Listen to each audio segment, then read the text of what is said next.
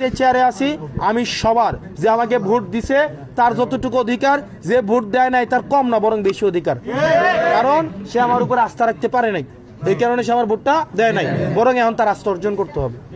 ঠিক নিও? তার মানে কি, যে ভোট দেয় নাই সে যদি আপনার কাছে আসে বা যে আমার বিরুদ্ধে নির্বাচন করছে আপনার কাছে আসে, আপনি যদি কোন ভোটের সময় আসলা না এখন আইসো, এটা কি হবে?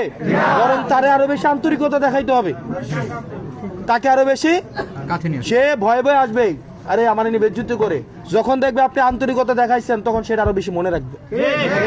এটা করবেন কি করবেন না? আমরা কি প্রতিহিংসার রাজনীতি করবো? প্রতিহিংসার রাজনীতি করবো? মনে রাখতে হবে আমাদের এই সামাজিক সমস্যা, এটা বিএনপিরও সমস্যা, জামাতেরও সমস্যা, আমাদেরও সমস্যা। সমাজ যদি মাদক থাকে এটা সবার সমস্যা না? সবার সমস্যা কিনা?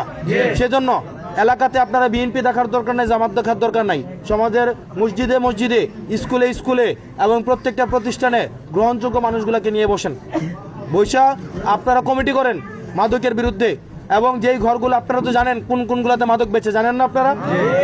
এগুলো সমাজে সবাই জানে, তাদেরকে দুইটা উপায় দেন। কে সাহস পায় না?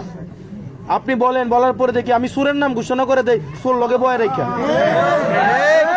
আমার পিছে দাঁড়াই থেকে আমি বলে দেয় যে ফিসও কিন্তু আছে। ভাই আমি তো জানি জনগণ আমার আছে, সুতরাং আমি তো চোরের উপরে নির্ভর করে ভোট করি নাই। আমি আগামীবার আবার মানুষের কাছে গিয়ে ভিক্ষা চাবো যে নির্বাচন করতে টেয়া লাগে, টেয়া দাও। আমি তো ওই চাঁদাবাজের কাছে যাব না।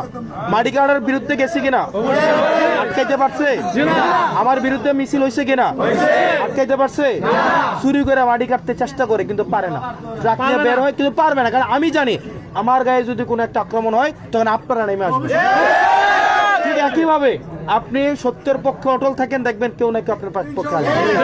শোনেন, মনে রাখবেন, একটা সমাজে শতভাগের মধ্যে শতে 4 জন খারাপ থাকে, শতে 4 জন খারাপ, কিন্তু ওই 4 জন ঐক্যবদ্ধ থাকে, আর 96 জন ভালো কিন্তু তারা বিচ্ছিন্ন থাকে। এই 4 জন ঐক্যবদ্ধ থাকার কারণে ওদেরকে শক্তিশালী মনে হয়, কিন্তু ওরা মূলত দুর্বল। ওরা ভয়ে থাকে, ওরা ভয়ে ভয়ে থাকে কোন সময় ধরা পড়ে যায়।